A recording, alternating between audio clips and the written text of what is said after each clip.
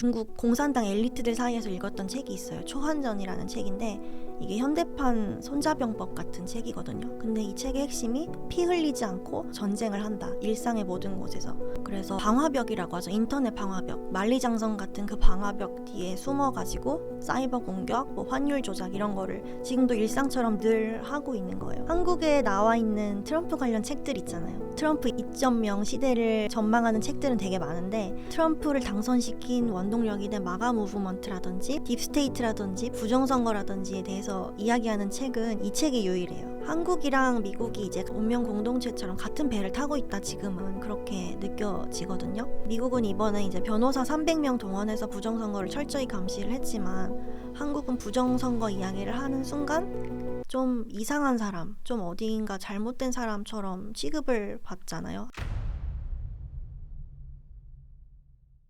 한국 출판 업계가 지금 얼마나 좌경화돼 있나요? 제가 처음 출판 업계에 뛰어들었을 때만 해도 이제 박근혜 대통령 탄핵 직후였는데 그때만 해도 이제 탄핵이 통과됐을 때 좌파 출판사들 이 목소리를 한결같은 목소리를 냈었어요. 뭐 정의가 승리했다 이런 식으로. 사실 한국에 뭐 유서 깊은 출판사들이 많잖아요. 돌베개라든지 한길사라든지 파주에 큰 몇십억짜리 사옥을 가지고 있는 출판사들이 많은데 뭐 전태일 평전이라든지 아니면 유시민 책이라든지 박노의 시집이라든지 그리고 신영복의 감옥으로부터의 사색. 네, 이라든지 그런 책들을 이제 기반으로 해서 탄탄하게 성장해온 좌파 출판 업계가 있는데 그 파주에 이제 둥지를 틀고 모여 있어요. 근데 그 출판사들은 서점 영업에서도 우위를 차지할 뿐만 아니라 엄청난 양의 자본을 바탕으로 광고와 마케팅을 하기 때문에 일반 독자들한테 더 이제 잘 노출이 되고요. 가뜩이나 사람들이 책을 잘 안 읽는데 이제 노출된 책들 중에서 떠먹여주는 책들을 접하게 되는 거죠.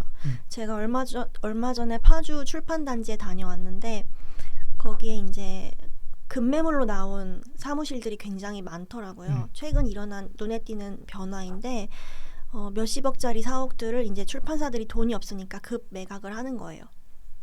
그 이유가 이제 90년대 책을 팔아서 돈을 벌어놨던 거를 부동산 투자에 올인을 했기 때문에 출판 산업 전반에 그런 내장 지방 같은 게 잔뜩 끼어 있는 거죠. 그래서 산업을 건강하게 성장시키기보다는 좌파 출판사들이 특히 부동산 거품이 끼도록 일조를 많이 했다. 그래서 출판 지형이 좀 기형적으로 변했고 좌파 출판사들이 더 목소리를 내기 유리한 그런 상황이 지난 20년 동안 이어져 왔다. 저는 그렇게 보고 있습니다. 아까 기형적으로 변했다고 하셨는데 네. 좀 구체적으로 좀 설명을 해주실 수 있을까요? 예를 아까 들면- 말씀하신 그 출판 단지면 파주 출판 단지 말씀하시는 거죠? 네, 그런 맞아요. 것도 아마 일반 사람들이 처음 듣는 분은 좀 생소할 수 있을 것 같아요. 그래서 그 어떤 부분에서 좀 네. 이게 기형적인지 네. 이제 대표님께서 현장에서 그걸 다 보고 느끼신 거니까 네, 좀 네. 설명해 주시면 좋을 것 같거든요.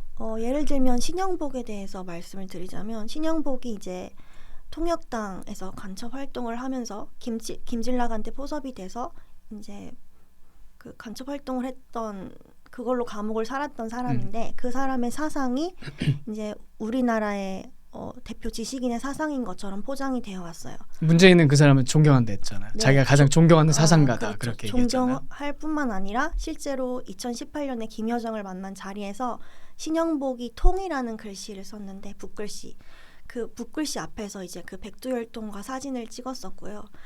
그 북한에서 글씨는 곧 권력이라고 하더라고요. 근데 신영복이 글씨체를 사사받은 게 북한 사람이에요. 북한의 이름난 서예가라고 하는데 북한은 이제 그 필치를 살려서 붓글씨를 쓰는 그런 글씨체, 청봉체 같은 글씨체를 좀 즐겨 사용하는데 그 청봉체에 가장 닮아 있는 게 신영복체고요. 그 신영복체가 지금 한국 출판계에서 책 표지 제목으로 굉장히 널리 쓰이고 있고 얼마 전에 MBC 무한공항 그 사고 자료 화면에서도 0.1초 등장했던 광복이라는 두 글자도 신영복체입니다. 그런 식으로 이런 어떤 간첩의 사상과 글씨체가 굉장히 상식적인 것인 양 둔갑을 했다. 그거 자체가 기형적이다. 저는 그렇게 보는 거예요. 아까 그 서점 카르텔 같은 걸 말씀하셨는데 네. 근데 한국에서 서점하면 일단 교보문고하고 그 다음에 이제 오프라인은 거의 서점이 없잖아요. 교보문고 말고는. 그렇죠. 네. 그러면 온라인도 생각을 해서 말씀을 하셨던 거예요? 그럼요. 사실 온라인 성적과 오프라인 성적이라고 하면 좀 뭐하지만 판매 지수가 거의 나란히 가고요. 그 온라인에서 판매가 많이 될수록 교보문고에서 초도 물량이라고 해서 처음에 서점에 이제 매대 까는 물량도 많이 받아주고, 그래서 온오프라인 서점의 마케팅과 유통망 전체를 좌파 출판 진영이 오랫동안 장악을 해왔다, 이렇게 보시면 됩니다. 그래서 저 같은 경우는 지금 책을 14권 냈지만 그중에 이제 10,000부 넘게 팔린 책이 3권이 있고요. 그런데 이 책 3권을 제외하고는 초판을 팔기도 어려운 이유가 매대에 신간을 올려놔도 이게 반응이 없다 싶으면 2주 만에 빠지거든요. 근데 좌파 출판사들은 계속해서 자본을 들여서 광고를 하고 마케팅을 하니까 이 책이 뭐 매대 뭐 몇 년씩 살아남고 전국 도서관에도 무분별하게 막 보급이 되는 거예요. 근데 그 이제 온라인에서 구매할 때를 보면 그 도서 정가제 같은 거는 그럼 어떻게 생각하세요? 도서 정가제요? 네. 저는 도서 정가제 때문에 동네 서점들이 좀 망가졌다고 생각을 하거든요. 그래서 동네 서점에서 이제 그냥 시집이라든지 뭐 문학책이라든지 소설책을 파는 게 아니라 잘 팔리는 대형 서점의 베스트셀러 위주로 판다던가 아니면 문제집으로 이제 연명을 한다던가 그런 상황이 저는 좀 악순환이 반복이 된다고 생각을 해요. 근데 거의 요즘에 동네 서점은 이제 거의 없잖아요. 거의 없고 이제 독립 서점을 표방하는 곳들도 그곳들이 오히려 더 많이 기울어져 있어요. 좌쪽으로. 네, 공급되는 책들이. 근데 저는 뭐 개인적으로 뭐 제가 출판업에 있는 건 아니지만 네. 가끔 책을 구매하는 사람으로서 도서 정가제 정말 멍청한 정책을 저는 생각을 했어요. 그냥 네. 물론 뭐 정가를 매겨서 정부가 이렇게 가격을 통제하면서 그 이상 디스카운트를 사실 못하게 하는 거잖아요. 네. 그래서 그 정가제 정책 전에는 그래도 뭐 온라인 뭐 도서 그 웹사이트라든지 네. 아니면 뭐 동네에 가더라도 굉장히 저렴하게 그래도 괜찮은 책들 많이 구매할 수 있었던 그럼요. 것 같은데 네. 그거 다음엔 오히려 책 진입 장벽이 훨씬 높아진 것 같아요. 맞아요. 가뜩이나 책을 안 읽는데 이제 더 큰 문제라고 생각하는 것은 이제 아까 말씀드렸듯이 신간이 빨리빨리 빠지잖아요. 서점에서. 그럼 그 재고가 다 창고에 남아 있을 거 아니에요. 근데 재고가 된 책, 소위 말해서 지나간 책들을 비싼 값을 주고 사려는 사람은 없거든요. 그러니까 재고가 계속 쌓이게 되고 출판사한테는 계속 부담으로 작용을 하는 것 같아요. 아 그렇게 되면서 네. 아까 특별히 그 중에 10,000권 이상 팔린 게 네. 3권이라고 하셨는데 10,000부 네. 이상 팔린 거 그게 네. 어떤 책이었죠? 아 잠깐 화면에 소개해드려도 네, 뭐 이렇게 될까요? 해줘도 네, 돼요. 이따 소개해드릴 책인데 보수주의자의 양심 그리고 레이건 11 네, 레이건 책이 11. 있고 또 왕가위의 시간이라는 왕가위 감독님 이거는 뭔가 좀 느낌이 처음 네, 두 권이랑 좀 다른데요. 많이 다르죠. 제가 정치사회 서적만 낸 건 아니고 네. 에세이, 부동산책, 소설책 또 뭐 이런 예술 서적도 냈었고요.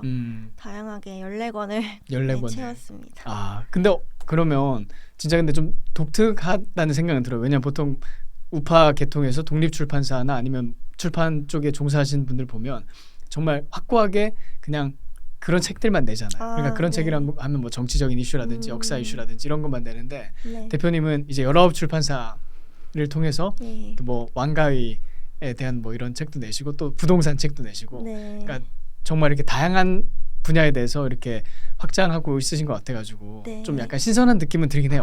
솔직히 말씀드리면. 감사합니다. 저는 이제 확고한 그런 세계관을 가지고 있는데 그거에 부합하는 책들이 5권이 있고 나머지 책들은 이제 제가 자유롭게 제가 전에 이제 출판사에서 외서 저작권 담당자로 일하면서 많은 좋은 양질의 원고들을 접했고 그 좋은 작가들을 발굴하는 데 또 이제 관심이 있었어가지고 그런 부분은 재량 있게 제가 이제 좀 출간 목록을 짜고 있는데요. 제가 물론 이제 존경하는 그 기파랑 출판사라든지 이런 출판사에서는 200여 종 넘게 탄탄한 보수우파 서적을 지금까지 출간을 해왔고 저도 그렇게 하고 싶지만 이제 제가 1인 출판사고 혼자 사업을 하다 보니까 다양한 원고가 뭐 들어오는 것도 아니고 그래서 이제 어쩌다 보니까 제 관심사를 따라서 이렇게 다양한 종류의 책들을 좀 장르 넘나들면서 냈던 것 같아요. 관심사면 예술 쪽에도 네. 관심이 많으신 거죠? 아, 예. 제가 한국예술종합학교 영화과를 졸업을 했는데요. 거기서 한예종이죠? 네, 한예종. 그 거기- 캠퍼스가 거기 돌고지역 근처 맞나요? 그럼요. 사랑제일교회가 있는 장위동에 있죠. 네. 저도 거기 많이 갔었어요. 아, 그러시구나. 거기 많이 네. 갔는데 근데 네. 제 편견일 수 있어요. 근데 뭔가 캠퍼스가 좀 음침하더라고요. 음침해요. 음침하고 그거를 즐겨요. 그 사람들이. 네, 왜냐하면 그런 이상한 예술가적인 자의식이 있어서 이런 음침한 분위기 속에서 우리는 뭐 음지에서 양지를 지향한다 이런 건 아니지만 그 국정원처럼 그런 건 아니지만 어떤 비장한 사명감이라 이상한 좀 그런 기류가 있었어요. 제가 학교 다닐 때. 그러니까 제가 이런 얘기를 뭐 거기 타교생 출신으로 얘기를 하더라도 별로 네. 기분 나쁘진 않은 전혀. 거네요. 네, 저도 왜냐하면 적극 공감을 하고 음. 그거에 저는 거부감이 있었거든요. 그 음침하다는 거의 정체가 다른 게 아니라 그 이제 우리 학교 기숙사가 옛날에 안기부 건물이었고 거기서 맞아요. 사람들이 고문받다 죽었다 이런 유언비어가 있었어요. 근데 그건 실제잖아요. 그러니까 안기부 건물이었던 건 맞죠, 그게. 안기부에서 임시로 이제 숙소처럼 사용했던 때가 있었는데 뭐 그런 유언비어를 통해서 이제 어떤 운동권 역사 의식 이런 거를 이제 서로 고취시키는 그런 분위기가 있었어요. 근데 분명히 그 캠퍼스를 나중에 기회 되시는 분 한번 뭐 지나가시다가 보면 좋을 것 같아요. 네. 캠퍼스는 예쁜데 그리고 위치도 너무 좋잖아요. 네. 그리고 되게 조용하고 주변 주민들이 산책하기도 너무 좋죠. 그래서 네. 이렇게 공간도 넓고 해가지고. 맞아요. 근데 분명히 맑고 캠퍼스 좋고 막 잔디도 잘 깔려 있는데 들어가면 뭔가 음침하고 우울한 맞아요. 그 기분이 확 들더라고요. 네. 아직도 그 기억이 나요. 네. 네, 가끔 마치 이렇게 거닐다 보면. 뭐 님을 위한 행진곡 이런 음악이 들려올 것 같은 그런 맞아요, 분위기예요. 진짜로. 되게 네네. 잘 캐치하셨네요. 네. 그렇구나. 그러면 거기서 이제 전공을 예술 쪽으로 하시다 보니까 네. 아무래도 출판 업계를 종사하시면서도 그쪽에 대해서 관심을 가지고 네. 책을 내시게 된 거네요. 예, 저는 이제 사실 영화를 계속 하고 싶었는데 그 체력도 안 됐었고 영화 현장에서 버틸 만한.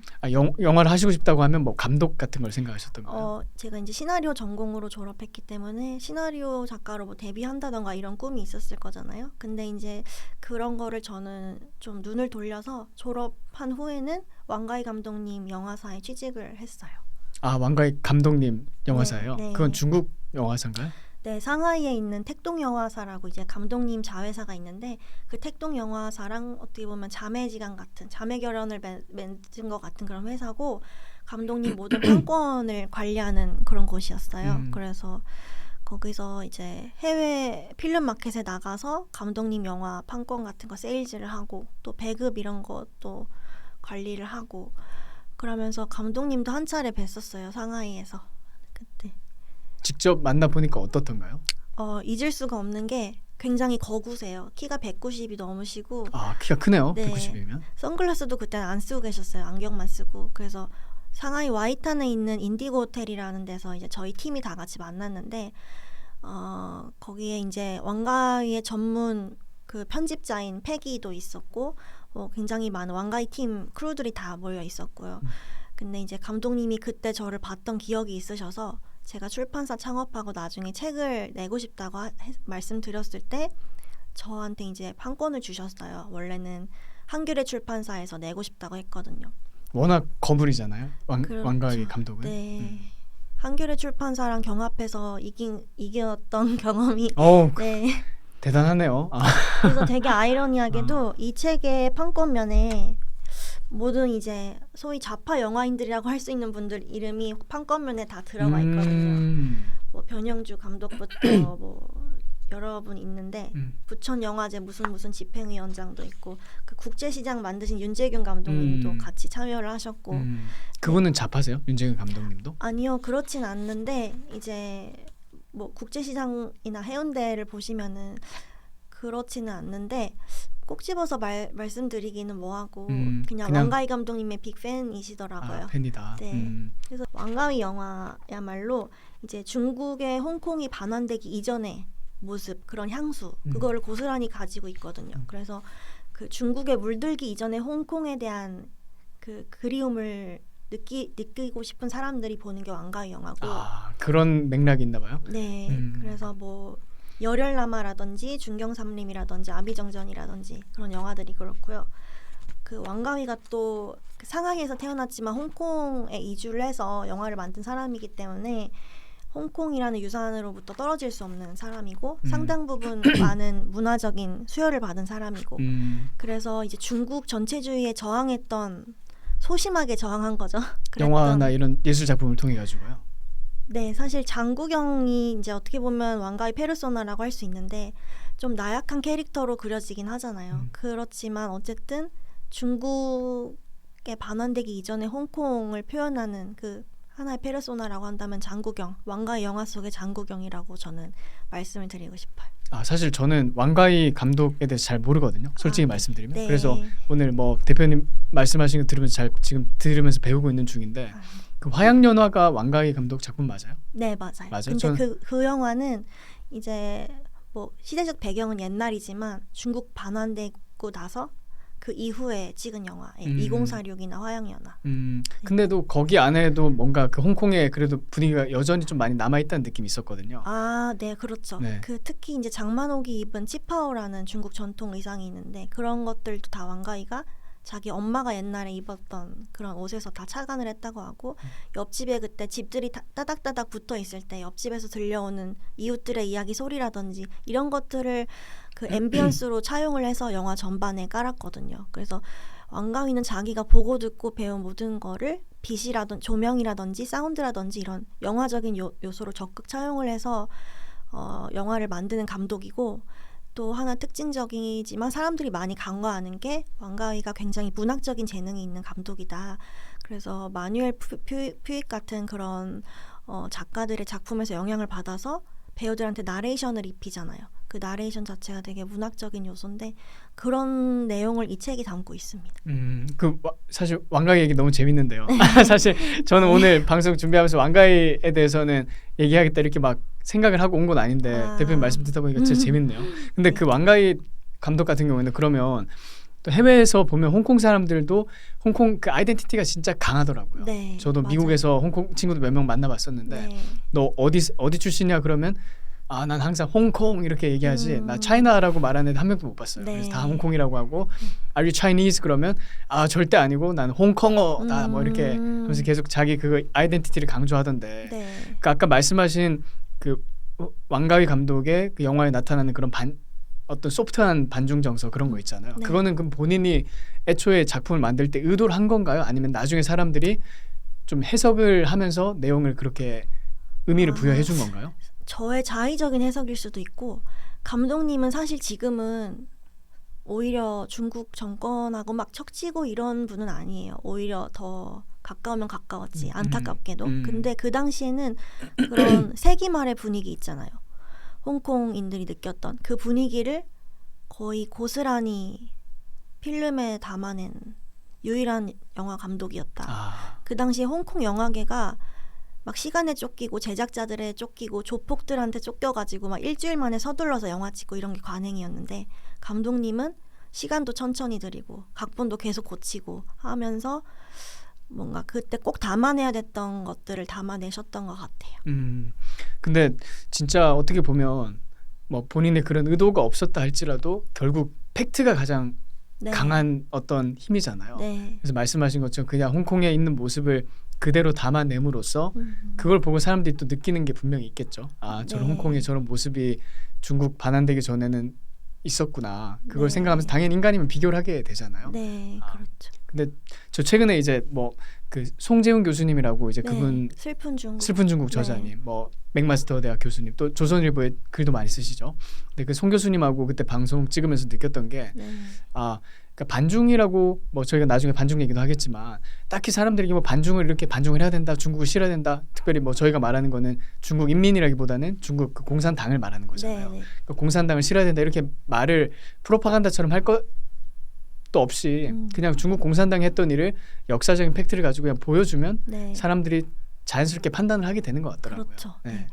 그 중국이 이제 13억 넘는 인구 중에 9천만 명이 당원들이고 시진핑의 충성하는 당원들이고 시진핑 목표가 2049년 중국 공산당 창립 100주년이 되는 해까지 이제 미국을 몰아내고 패권 국가에서 이제 1순위 국가가 되는 게 이제 목표잖아요.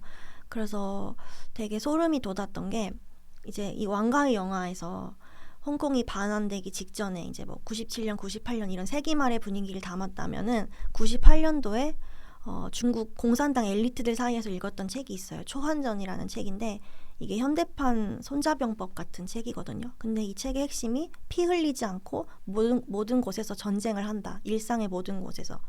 그래서 중국 공산당이 이제 소련이 미국과의 경쟁에서 패망을 한 이유가 지나친 군비 경쟁 때문이었다. 불필요한 지출 때문이었다. 이렇게 느껴서 우리는 비군사적인 방식으로 싸우겠다. 이렇게 다짐을 했대요. 그래서 그 방화벽이라고 하죠. 인터넷 방화벽, 만리장성 같은 그 방화벽 뒤에 숨어가지고 사이버 공격, 뭐 환율 조작 이런 거를 지금도 일상처럼 늘 하고 있는 거예요. 그게 이제 중국 공산당의 보이지 않는 전략인데 이 보이지 않는 전략에 미국이 너무 둔감하고 위기의식이 없다. 뭐 그런 이야기들이 있더라고요. 제가 이제 내일부터 몸담으면서 일하는 KC팩이라는 단체가 있는데 거기서 출판한 미중 전쟁은 시작됐다는 책에 나오는 내용이에요.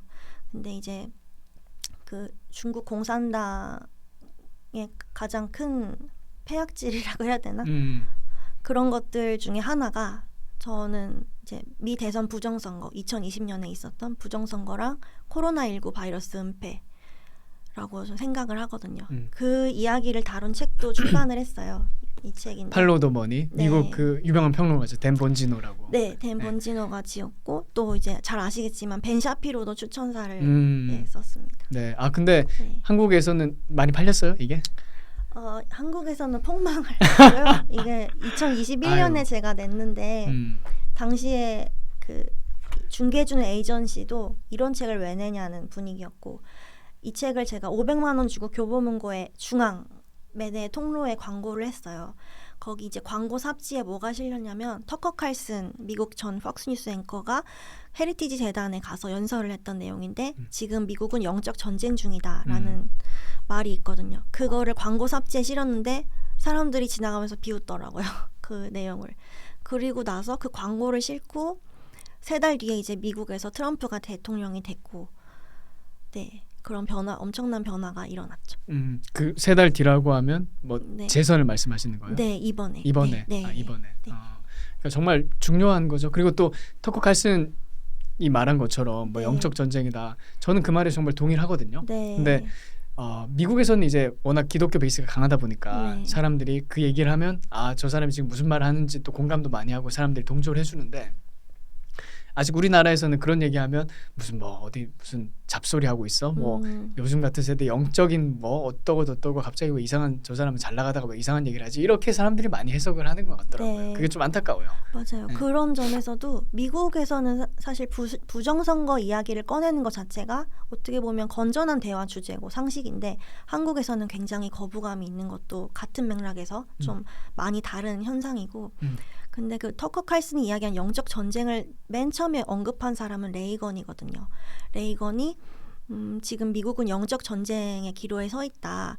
그리고 우리 미국을 지금까지 위대하게 만들었던 그 위대하고 선하게 만들었던 그런 가치들, 전통적 가치들을 내 임기 중에 되찾아왔다. 뭐 이런 내용의 고별 연설을 하신 적이 있어요. 그래서 거기에 이제 착안해서 터커 칼슨도 그런 이야기를 한 것 같고 오늘 말씀드리고 싶은 것 중에 중요한 주제 중에 하나가 레이건과 트럼프의 어떤 연결고리. 레이건 세대가 마가가 되어서 트럼프를 이번 재선을 가능하게 했다. 이런 말씀을 드리고 싶고 그 마가라는 거 그 자체가 Make America Great Again 이잖아요. 그게 이제 레이건 대선 때 대선 슬로건이었고 트럼프가 그 레이건의 대선 슬로건에서 새롭게 이제 재선을 할 수 있는 어떤 모멘텀을 발견을 했다고 저는 생각을 해요. 그 정말 중요한 얘기 말씀 많이 해주고 계신데 그러면 그 중국이 뭐 부정선거나 아니면 이런 코로나 이슈에 대해서 어떤 식으로 영향을 줬다고 생각하세요? 예를 들어서 아까 말씀하신 그 뭐 초안전 이렇게 얘기를 하시면서 네. 중국도 나름 그래도 그 인구도 13억 명이고 또 공산당 애들도 바보는 아닐 거 아니에요. 네. 자기들이 소련하고 미국하고 어떤 냉전 역사를 보면서 뭔가 나름대로 분석을 하고 아마 엄청나게 학습을 했을 것 같아요. 네, 네, 자기들 맞아요. 나름대로는. 그래서 네. 거기서 이제 결론 아마 냈을 건데 네. 그게 아까 대표님 말씀하신 싸우지 않고 이기는 방법. 그러니까 쉽게 말하면 미국을 내부에서 붕괴시키는 그런 네. 걸 아마 고민했던 것 같다는 네, 저 네. 느낌 들거든요. 맞아요. 그래서 미국에서 얘기 많이 나오는 게 그 펜타닐. 맞아요. 멕시코에서 이제 자기 재료 막 다 보내가지고 네. 멕시코에 뭐 갱들이나 아니면 중국인들이 가서 그 펜타닐 제조해서 막 미국 국경을 통해서 흘려 보내고 또 뭐 틱톡 같은 거, 네. 뭐 그걸 디지털 펜타닐이라고 얘기하잖아요. 그렇죠. 그거 통해서 이제 미국 특별히 젊은 애들의 그 정신을 완전 그 붕괴시키는, 네. 마비시키는 이제 뭐 그런 공작을 하고 있는 거, 뭐 그런 것도 자명한 것 같아요. 그리고 뭐 돈을 통해 가지고 미국의 대학가라든지 언론이나 아니면 네. 뭐 그런 그 스포츠계, 뭐 네. NBA 같은 거 이런 네. 거를 매수하는 거, 뭐 네. 이런 거는 뭐 너무 당연하게 나타나는 것 같은데 대표님 보시기에 중국이 어떤 식으로 접근을 하고 있는 것 같으세요? 그리고 그게 지금 미국에서 벌어지고 있는 그 중국의 공작이 네. 얼마나 심각하다고 보시나요? 아. 뭐 아까 말씀하신 뭐 부정선거라든지 코로나 이런 거를 연관시켜서 네. 얘기를 해주셔도 좋고요. 네, 아까 잘 짚어주셨는데 그 펜타닐을 미국에 유통시키고 생산한 주체가 중국이다라고 이야기를 한 단체가 이제 브루킹스 연구소인데요. 거기는 또 미국에서는 좌파 연구소잖아요. 네, 민주당 쪽 민주당 쪽 연구소인데, 연구소죠. 네, 그만큼 이제 심각하다고 경종을 울렸어요. 그래서 중국이 그렇게 하는 이유는 단 하나다. 미국이 이만큼 타락한 국가라는 프로파간다 선전을 하기 위해서다. 이렇게 분석을 했더라고요. 그래서 그런 중국이 원하는 거는 고도의 심리전, 적을 심리적으로 무력하게 만드는 그런 전략 전술인데 가장 효과적이었던 게 코로나19였고 이제 코로나19가 어떤 식으로 발병을 했더라도 이걸 인도주의적으로 해결을 해야 되잖아요. 무고한 민간인들이 죽으면 안 되니까. 근데 공산당은 이거를 이제 무기로 활용을 한 거죠. 그래서 처음에 코로나가 우한에서 발병을 했을 때도 우한 폐렴이라는 말을 쓰지 마라. 이거 인종차별이다. 이렇게 하면서 언어를 통제를 하려고 했었고요. 그리고 이제 중국 내에서 오가는 비행기들은 1월에 다 봉쇄를 했지만 미국으로 가는 비행기표는 3월 말까지 열어놨어요. 그러면서 이제 초기에 코로나 바이러스의 발병에 대해서 어떻게 보면 모른 척을 해왔고 그리고 중국이 또 세계 국제기구 전반에 좀 침투해 있는데 중국 공산당이 비밀리에 임명한 사람들이 국제기구에 수장이 많이 되어 있다고 하더라고요. 그래서 대표적인 사람이 이 책에도 나와 있는데 WHO 세계보건기구의 테워드로스라는 남아공 출신의 사무총장인데 이 사람이 처음에 코로나 바이러스가 통제되고 있다고 거짓말을 했어요. 트위터에. 그래서 미국인들은 순진하게 그 이야기를 믿었었고 하지만 중국 공산당은 아시다시피 늘 거짓말을 하잖아요. 그래서 나중에는 미국도 믿었고 한국도 믿었고 전 세계가 믿었지만 결국엔 코로나가 전 세계로 퍼져나갔고 유일하게 중국 공산당의 실체를 알고 있었던 게 타이완이었어요. 타이완에서는 마스크도 쓰라고 하지 않았고 사회적 거리 두기도 하지 않았고 네, 그래서 그런 코로나19 바이러스를 치명적인 무기로 활용했던 게 중국 공산당이라고 생각을 하고 그 과정에서 트럼프가 코로나 대응을 잘 못하고 있다 이런 흑색 선전을 했는데 그 흑색 선전 광고판에 전액 돈을 후원한 사람이 조지 소로스였어요. 그러니까 마스크를 사거나 뭐 의약품을 사는데 돈을 쓴 게 아니라 트럼프를 비난하는 광고에 자기 돈을 쓴 거죠. 그런 식으로 이제 트럼프가 재선되는 것을 이제 의도적으로 방해를 했다. 그런 의혹을 많이 받고 있어요. 근데 진짜 코로나 얘기를 생각해봐도 그때 당시에는 우한에서 왔다는 것도 말 못하게 했잖아요. 네, 맞아요. 지금은 이제 대부분 다 분명하죠. 네. 그거는 우한에 있는 그 바이오 랩에서 네. 이렇게 만들어진 것이 네. 또 만들어졌던지 아니면 거기서 어쨌든 있던 것이 이렇게 리크 돼가지고 네, 그러니까 네. 유출이 돼서 네. 처음 시작이 된 거죠. 근데 네. 처음에는 무슨 뭐 우한에 있는 무슨 시장에서 사람들이 박쥐 뜯어 먹다가 걸렸다 그런 얘기 많이 했었잖아요. 네. 그래서 중국에서 박쥐 수프 먹다가 뭐 바이러스가 나왔다 뭐 그런 얘기도 많았었는데 네. 지금은 뭐 분명해졌죠. 그게 네. 그 랩에서 나왔다는 게. 맞아요. 그리고 이 책에도 나오지만 이 표지가 박쥐예요.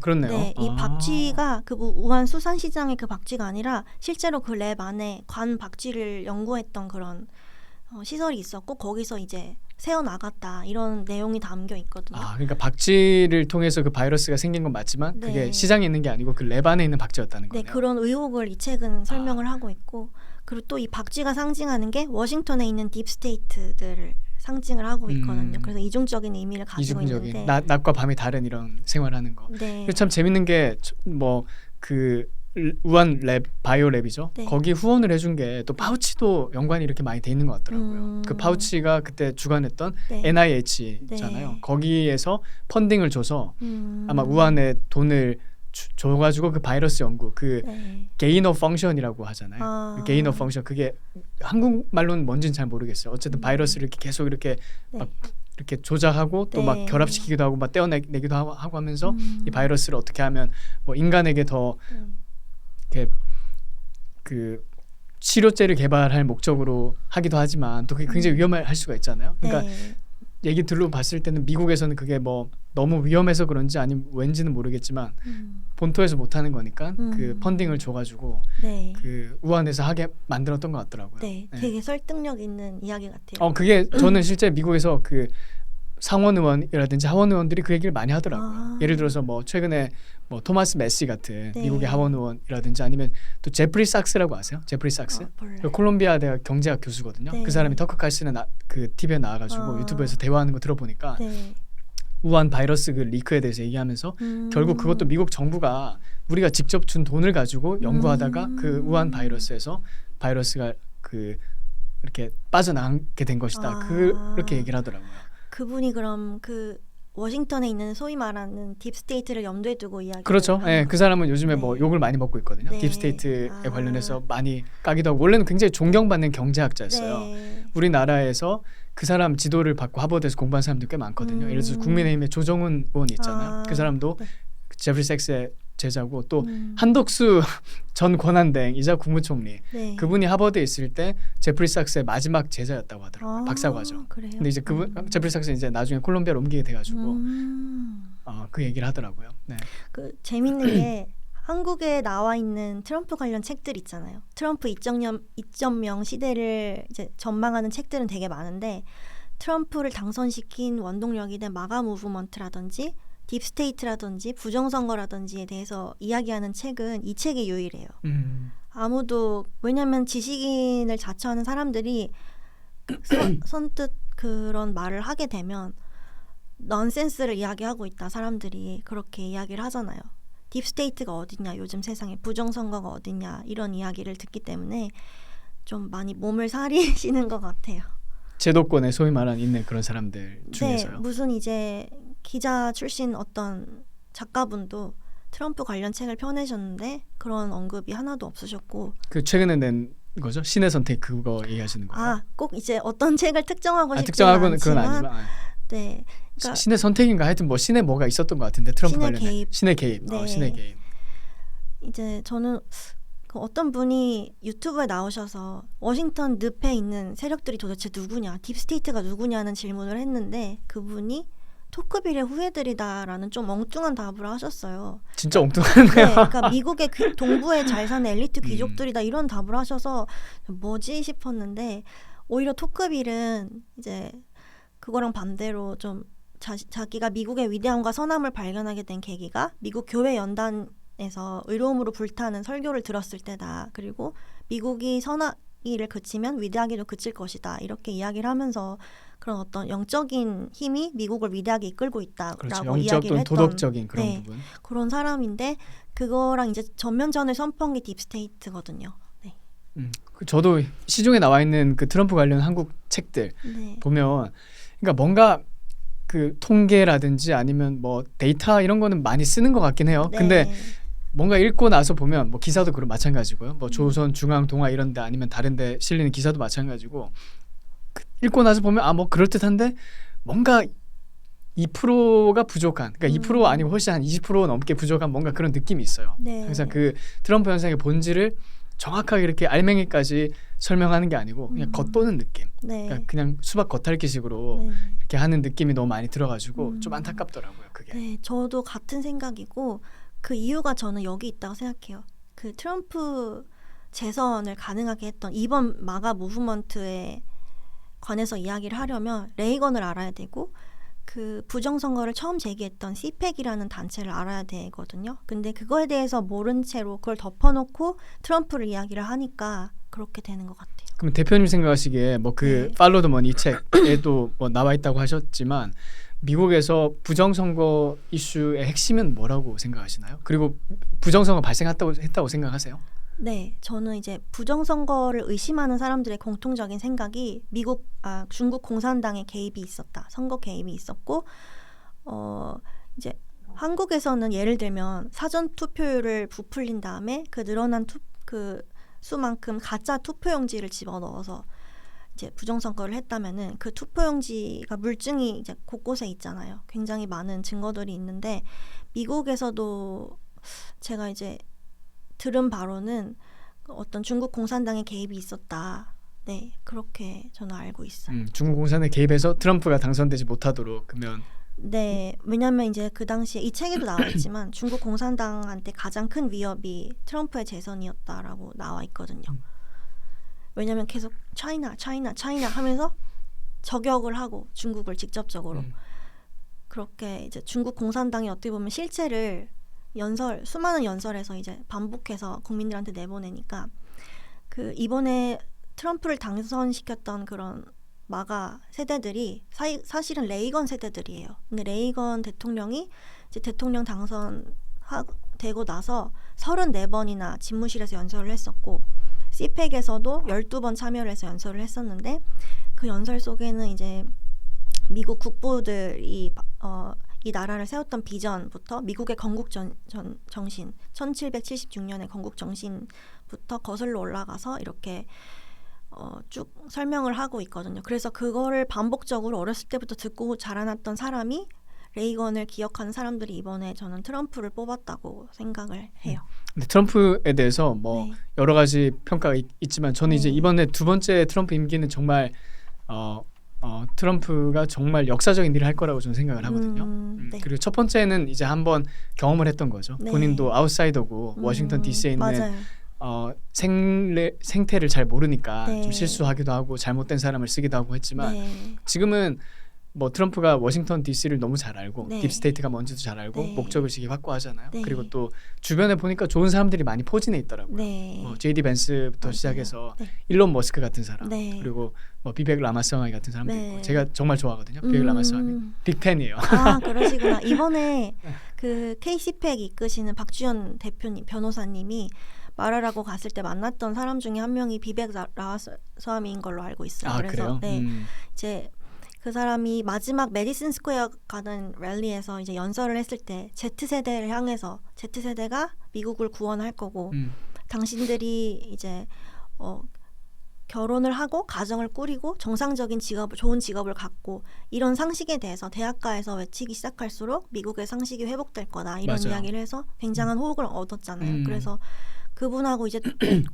도지의 공동 소장인 또 일론 머스크 그리고 일론 머스크의 스페이스X 지분을 갖고 있는 피터 틸이 가장 존경하는 사람이 또 레이건이기도 하고 그래서 그 트럼프 내각의 주요 인사들 특히 인사이더들은 레이건 보수주의라든지 그리고 이제 트럼프 2기 청사진을 그린 헤리티지 재단의 프로젝트 2025라든지 이런 중요성에 대해서 1기 때랑은 다르게 인식을 하고 있는 것 같아요. 그러니까 준비가 확실히 돼 있다는 느낌이 있어요. 네. 벌써 이미 인사청문회 시작하기 전에 내각이 다 짜여졌잖아요. 네, 네. 그래서 뭐 지금 레디고 하면 네. 바로 딱딱딱 일을 진짜 완전 제대로 해보겠다는 그 결의가 느껴지더라고요. 네. 그래서 저도 기대가 많이 되고 네. 특별히 트럼프가 했던 일 뭐 업적이 많이 있지만 그 중에 대표적인 게 중국에 대한 그 경각심을 일깨웠다는 거. 저는 그거 정말 큰일 했다고 생각해요. 왜냐면 그 전에는 뭐 쉬쉬하면서 중국이 위험해 또 우리가 적자를 많이 보고 있어 중국을 손보지 않으면 미국이 오히려 무너질 거야 뭐 이런 네. 얘기를 하긴 했지만 그걸 전면에 나서서 공론화하진 않았잖아요. 근데 트럼프가 대통령이 되면서 네. 이제는 미국에서 중국을 견제해야 된다는 거는 뭐 양당의 합의가 되는 네. 일이잖아요. 맞아요. 그래서 그 부분은 정말 트럼프가 큰 일을 했다고 생각해요. 네, 저도 네. 그렇게. 그리고 트럼프가 만약 이제 두 번째 임기를 잘 끝내게 되면 네. 아마 중국 공산당도 그냥 무너지지 않을까. 저는 그렇게 생각을 해요. 네. 특별히 이번에 뭐 트럼프 유세 과정에서 보여줬던 그런 암살 시도 있을 때 딱 네. 일어나가지고 막 그 싸워라 뭐 외쳤던 그런 걸 보면 제가 만약 시진핑이라면 그냥 포기할 것 같아요. 그러니까 포기할 만큼 절망할 것 같아요. 그러니까 포기라기보다는 절망을 할 것 같아요. 그 사기에 좀 짓눌릴 그렇죠. 것 같아요. 왜냐하면 네. 그 사람들 다 지도자니까 네. 다 급을 보잖아요. 네. 해리스 같은 애가 됐으면 얼마나 같지 않았겠어요. 솔직히 맞아요. 말하면. 아, 네. 뭐 저기 미국은 뭐 해리스가 대통령이면 시진핑이나 푸틴 같은 사람 보기에는 아마 우스워 보였겠죠. 지금 뭐 코미디 하는 것도 아니고 이상한 어떤 뭐 저런 어젠다를 들고 있는 여자들 하고 막 같이 어울리면서 막 그 프로모션하고 그렇게 했잖아요. 네. 근데 해리스가 됐으면 아마 그런 러시아나 중국 입장에서도 굉장히 땡큐였을 것 같은데 아마 트럼프가 그런 강인한 모습, 특별히 굉장히 그 마초적이긴 하지만 그래도 네. 미국을 위해서 이렇게 강인하게 리더십을 가지고 당선되는 모습 보면서 아마 절망하지 않았을까. 네. 그런 생각이 많이 들어요. 저도 그런 생각을 했어요.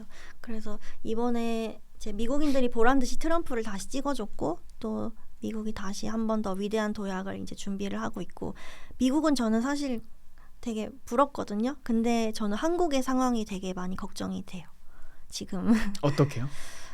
일단 한국 사람들이 중국 공산당에 대한 위협조차 인식을 하지 못하고 있고 그리고 워낙 또 집단주의 문화가 강하다 보니까 이게 쏠림 현상이라고 하잖아요.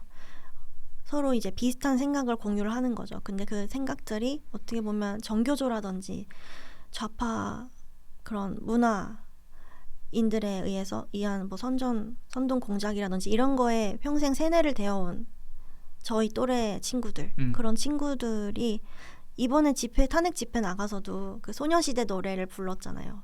다시 만난 세계 뭐 네. 그거 맞죠? 네, 89년생이잖아요. 소녀시대가 저희랑 동갑인데. 그래요? 네. 아, 몰랐어요. 네. 그 노래가 현대판 님을 위한 행진곡이 된 거예요. 그 순수한 시절에 들었던 노래가 그게 저는 되게 안타까웠고 한국이랑 미국이 이제 같은 배를 저는 운명 공동체처럼 같은 배를 타고 있다 지금은 그렇게 느껴지거든요. 미국은 이번에 이제 변호사 300명 동원해서 부정선거를 철저히 감시를 했지만 한국은 부정선거 이야기를 하는 순간 좀 이상한 사람, 좀 어디인가 잘못된 사람처럼 취급을 받잖아요. 아직도. 그리고 심지어 대통령이 이걸 명목으로 계엄을 했는데 그 대통령을 이제 문 부시고 들어가서 탄핵하자고 하는 게 민노총이고 그런 한국 현실이 저는 좀 많이 우려가 돼요. 그 부정선거에 대해서는 왜 그렇게 사람들이 네. 우파 내에서도 이게 부정선거가 진짜 핫한 이슈잖아요. 네. 핫한 이슈라는 게 뭐 단순히 이게 뭐 뜨겁다 이런 걸 떠나서 그냥 이 얘기만 나오면 뭐 평소에 친하게 지내던 사람들을 막 갈라서고 막 그러잖아요. 네. 그리고 막 원수가 되죠. 우리 갈라서는 게 아니라 원수가 되죠.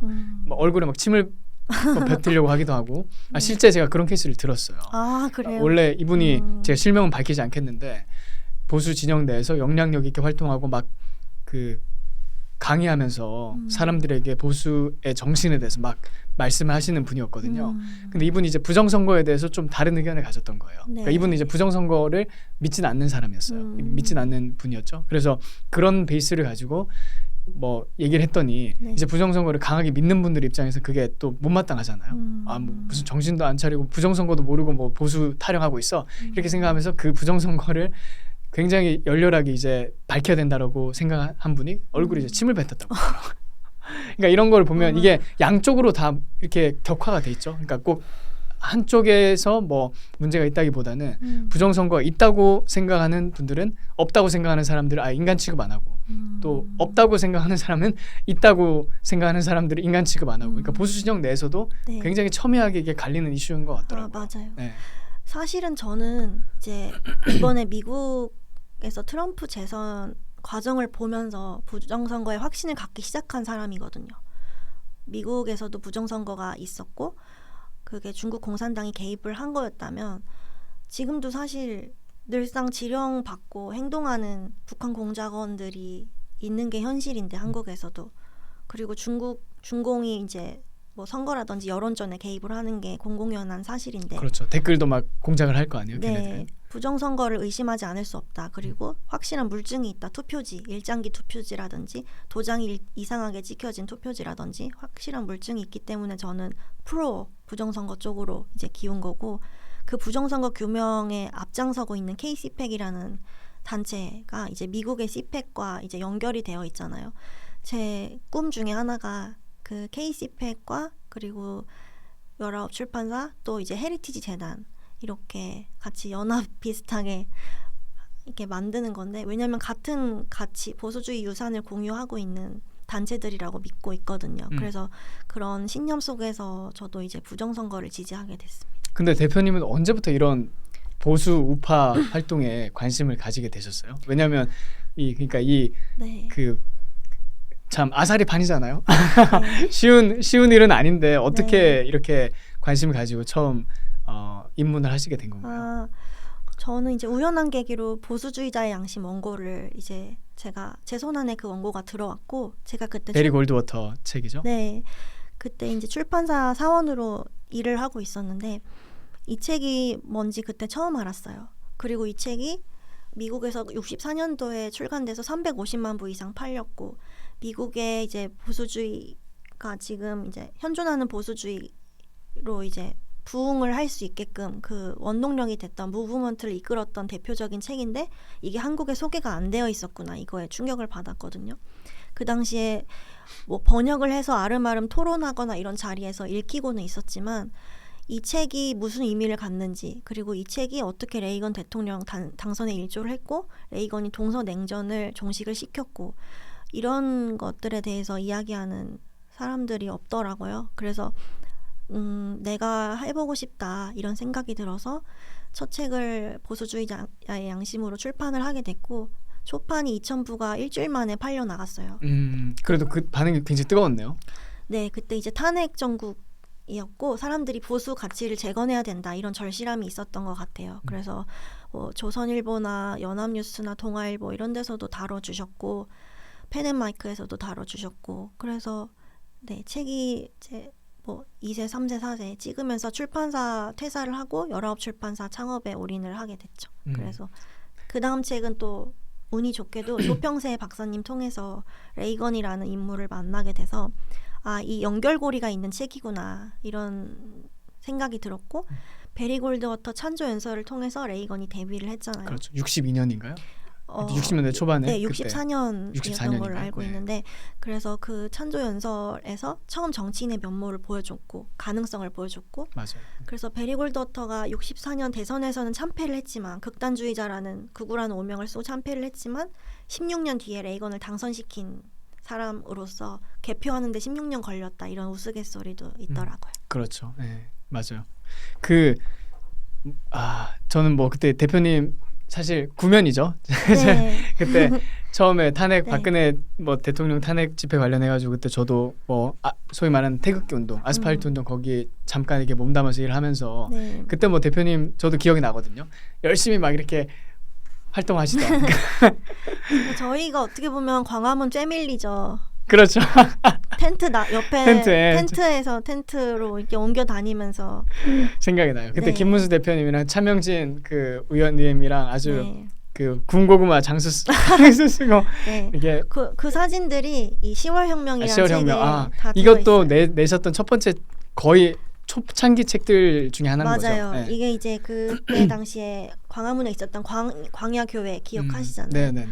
광야교회를 다룬 유일한 책이고 여기 사진도 나오세요. 아 그래요? 네.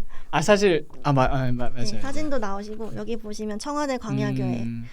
저희가 이제 제 사무실이 광야교회 앞에 있었다 보니까 김문수 TV 촬영도 제 사무실에서 했었고 저도 이제 김문수 TV에 그 텐트에 놀러 갔다가 지금 남편도 만났고 김문수 TV PD였거든요. 그때 PD님이셨죠. 네, 그래서 남편도 지금 만났고 그래서 저는 이제 항상 같은 광화문 패밀리라고 생각을 하고 있기 때문에 네네네네. 네, 그때 기억이 항상 좋게 있습니다. 맞아요. 저도 참 시간 근데 빠르긴 해요. 네. 오늘 제가 집에서 애기 보고 있었는데 불러주셔가지고 네네네. 되게 반가웠어요. 근데 진짜 뭐 그 이후로도 뭐 이 여러 출판사를 통해 가지고 정말 너무 한국 보수 진영이 그래도 큰 일을 해주고 계시잖아요. 저는 근데 아직 미래가 더 많이 기대가 돼요. 앞으로 하실 일들이 많이 있으니까 더 좋은 일들이 많이 있을 거라 생각하는데. 감사합니다. 근데 아까 그 말씀하신 것 중에 정말 중요한 포인트가 지금 트럼프의 마가 운동이 레이건 정신하고 이렇게 연관이 돼 있다 그렇게 얘기를 해주셨잖아요. 네. 어떤 부분에서 좀 연결이 돼 있는지 설명을 해주시죠. 일단 가장 직접적으로는 마가라는 약어 아까 말씀드렸듯이 그게 이제 대선 슬로건 레이건의 대선 슬로건에서 차용을 한 거고 트럼프가 강조하는 단어가 있잖아요. 모멘텀이라는 단어. 이게 어떤 성공 궤도에 올랐을 때 그 성공을 일정하게 지속시킬 수 있는 가속력이나 추진력 이런 거를 의미를 한다고 하는데 그 모멘텀을 제공했던 게 트럼프를 지지했던 시펙 단체고 그 시펙 단체의 어떻게 보면 정신적인 지주라고 할 수 있죠. 레이건. 그 레이건의 연설과 그 보수주의 그 철학 가치를 토대로 지금까지 이제 영속되어 오고 있는 집단이기 때문에 그래서 가장 큰 변함없는 지지 세력이 레이건 세대의 그런 사람들이었다. 그래서 제가 이제 펴낸 이 레이건 11이라는 책이 많이 팔렸고 지금도 많이 팔리고 있는데요. 번역이 또 되게 잘 됐어요. 번역도 매끄럽게 잘 됐어요. 네, 번역 매끄럽게 잘 됐고 그리고 네. 되게 센스 있게 네. 이 커버하고 이런 거를 잘 아, 만드셨어요, 진짜로. 네, 감사합니다. 네. 그 트럼프가 대선 승리 수락 연설에서 했던 말 중에 하나가 Common Core of a Common Sense. 핵심은 그 상식의 회복이었다. 실제로 바이든 정부 당시에 상식이라고 불릴 만한 것들이 이제 사람들한테 좀 이렇게 외면을 당하면서 상식의 회복이 절실했던 시점이었고 레이건 보수주의의 핵심 가치는 평범한 미국인 보통 남녀들이 가지고 있는 상식과 예절이라고 이 책은 이야기를 하고 있거든요. 그런 상식의 회복을 트럼프가 이번에 재선에 성공함으로써 미국인들한테 이제 다시 되돌려 주었던 것 같고요. 그런 의미에서 저는 이제 연결이 되어 있다 이렇게 보고 있는 거고 레이건은 그 마르크스랑 레닌의 이데올로기는 이제 유물론적 이데올로기는 현실에서 붕뜬 이데올로기고 거기에 맞지 않는 사실들은 그 프로크루테스의 침대처럼 다 잘려 나가지만 미국 보수주의야말로 그런 공허한 이데올로기에서 가장 대척점에 있는 가장 현실적이고 인류가 지금까지 지켜온 지혜를 바탕으로 만들어진 것이다 이렇게 이야기를 해요. 그래서 그런 가치를 공유하는 사람들이 지금의 트럼프 당선을 가능하게 했다. 저는 그렇게 보고 있어요. 네, 그 레이건도 보면 자신이 임기 마무리하면서 네. 연설 저도 가끔 다시 듣거든요. 몇 번 반복해서 들었지만 지금도 다시 들어요. 근데 그 네. 혹시 들어보셨어요, 대표님? 네. 마지막 연설 보면 네. 뭐 헬로 세일러 하면서 뭐 네, 그 얘기 그렇죠, 하잖아요. 그렇죠. 네, 네. 자기가 이제 평소에 구상했던 것과 8년 임기를 마무리하면서 이제 소회 같은 걸 솔직하게 네, 아주 담담하게 맞아요. 설명하죠, 미국 네. 국민들한테. 근데 저는 그런 일단 뭐 레이건 얘기하면 말할 게 너무 많지만 말을 너무 잘해요. 그럼요. 달변가인데다가 달변가요. 되게 부드러운 부드럽게. 분이시고 사람들은 보통 연설을 하면 꼭 말을 세게 해야 된다고 생각하잖아요. 막 했습니다 뭐 이러면서 인상을 쓰면서 네. 그 우리나라에도 정치인들 보면 다 뭐 대중 연설할 때는 다 카리스마 있게 뭐 세게 이렇게 해야 된다고 생각해서 네. 그렇게 하시는지 모르겠는데 네. 윤석열 대통령도 물론 이제 잘하시긴 하지만 연설하는 거 들어보면 항상 좀 세잖아요. 네. 굉장히 세게 막 강하게 이렇게 막 남자답게 이렇게 하려고 하시는 것 같아요. 굉장히 이렇게 강한 리더십을 보여주려고 하시는 것 같아요. 네. 근데 레이건을 보면 또 굉장히 부드럽고 감미롭고 아주 조곤조곤하게 얘기를 하는데 또 그게 귀에 쏙쏙 들어와요. 그래서 참 진짜 잘한다. 진짜 잘한다. 이제 네. 그런 생각을 많이 했는데 그 레이건이 그 연설에서도 자기가 아까 말씀하신 그 상식의 가치 이런 걸 얘기할 때 네. 단순히 새로운 걸 지어낸 게 아니다 이런 말을 하더라고요. 무슨 말이냐면 자기도 미국의 역사 가운데 있던 그 가치들을 리디스커버했을 뿐이다. 그럼요. 그렇게 얘기하더라고요. 네, 굉장히 중요한 포인트를 짚어주셨는데 그러니까 그런 미국의 건국 정신을 바탕으로 보수주의를 회복해서 다시 우뚝 세워낸 대통령이 레이건이고 그 별명이 그래서 위대한 소통가셨어요. 근데 본인은 위대한 소통가가 아니라 위대한 것들을 소통했을 뿐이다. 그리고 그 위대한 것은 아까 말씀하셨던 그 구독자분들이 모르실 수도 있으니까 설명을 드리자면 다 얘기해 주세요. 네. 네. 그 초기 필그림들이 이제 작은 목조 배를 타고 미국에 왔잖아요. 근데 그때 미국이 마치 언덕 위에 있는 빛나는 도성처럼 보였던 거예요. 그래서 탄탄한 반석 위에 세워져서 이제 하나님의 축복을 받고 그리고 그 항구가 교역하는 사람들로 활기차고 이제 그 흑암 속에서 길 잃은 순례자들을 언제나 웰컴하는 그런 곳이 미국이었다. 그런 내용을 누가 이제 편지에 써서 레이건한테 보냈는데 그거를 이제 고별 연설에서 레이건이 아마 이제 국민들한테 전달을 했던 것 같아요. 그래서 그런 비유들을 어렸을 때부터 TV를 통해서 듣고 자라난 세대들이 그걸 이제 영원히 잊지를 못하는 거죠. 맞아요. 그 핵심 표현이 Shining City on the Hill이잖아요. 네. 언덕에 빛나는 빛나는 도서. 도서. 그 미국의 어떤 그 특별히 공화당 보수주의자들의 아주 네. 이상 같은 미국의 모습이죠. 사실. 네. 네. 그 표현을 이 책의 저자인 그 폴 캥고르 교수님도 하셨는데 이분이 언덕 위에 빛나는 도성을 가능하게 했던 이제 자유와 신앙의 쌍등대라고 하죠. 이런 거를 한반도에 살고 있는 특히 남한에 살고 있는 대한민국 국민들이 놓치지 말고 가야 된다. 왜냐하면 어떤 형태의 사회주의에도 흔들리면 안 되는 이유가 지금 많은 국민들이 사회주의에 대한 호감이 있잖아요. 뭐 김어준 팟캐스트를 본다든지 하면서 이상한 방식으로 어떤 이재명을 따른다든지. 네, 환상이 있고 이재명이 뭐 전쟁보다 비겁한 평화가 낫다 이런 이야기도 했었잖아요. 문재인이. 네, 문재인이 맞죠. 네, 근데 그런 사람들을 레이건은 아마 제일 혐오를 했을 거예요. 그래서 그런 사람들이 이제 많다 보니까 한국에 이제 사회주의를 흠모하는 사람들이 많은데 너무나도 처절하게 실패한 거짓 유토피아인 북한을 가까이서 보고 있기 때문에 어떤 형태의 사회주의도 멀리 해야 된다. 그리고 대한민국과 북한의 비교 사진, 그 위성 사진 있잖아요. 밤에 찍은 위성 사진. 그 사진 한 장만큼 이제 자유 진영과 전체주의 체제의 극명한 대립을 보여주는 사진이 없다. 자유주의 진영의 완벽한 승리를 보여주는 적절한 표본이 이제 남한과 북한만큼 없다 이 세상에 그런 말씀을 또 하시거든요. 그래서 그런 한국 사람들한테 경종을 울리는 책이기도 하고 또 여기 이승만 대통령 이야기가 나와요. 조금 엉뚱하게 들리실 수도 있겠지만 이승만 대통령이 한성 감옥에서 쓰셨던 독립정신에 1776년 건국정신이 나와 있듯이 그 건국정신을 모델로 레이건 보수주의가 꽃을 피운 거거든요. 그러니까 레이건 보수주의라는 가치와 이승만을 토대로 이제 대한민국 건국 정신을 배운 사람들의 가치가 같은 거예요. 어떻게 보면 뿌리가. 그렇기 때문에 이 뿌리가 같다는 걸 아는 사람들이 지금 광화문의 이승만 광장에 모이는 거고. 그래서 저는 이제 그 광화문에 뭐 탄핵 집회든 뭐든 집회에 참여하시는 분들한테 되게 존경심을 갖고 있고 앞으로 광화문 시대가 또 다시 열리지 않을까 이런 기대감을 갖고 있습니다. 역사적인 어떤 역할을 하고 계신다는 거네요. 네. 저는 우리나라에서 이건 뭐 제 개인적인 생각인데 그 국회가 2개 있다고 생각을 해요.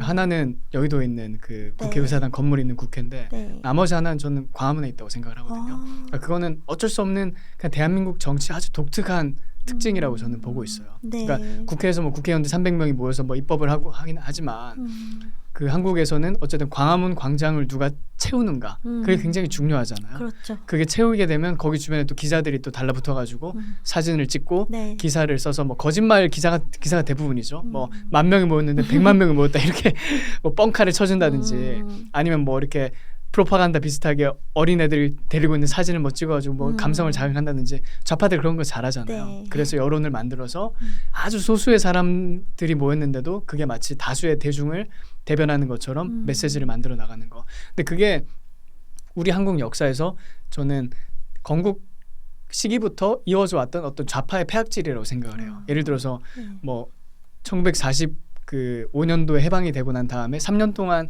굉장히 치열한 투쟁이 있었잖아요. 48년도까지 건국이 될 때까지 어떤 형태의 나라를 만들 것인가. 그때 만약에 사실 김구나 아니면 김일성 비슷한 사람의 나라대로 갔으면 뭐 정말 독립의 의미가 없었겠죠. 왜냐하면 뭐 일제가 끝나고 나서 김일성을 숭배하는 나라로 갔으면 그거는 아무 의미가 없잖아요. 그렇죠. 죽서서 개준 거니까요.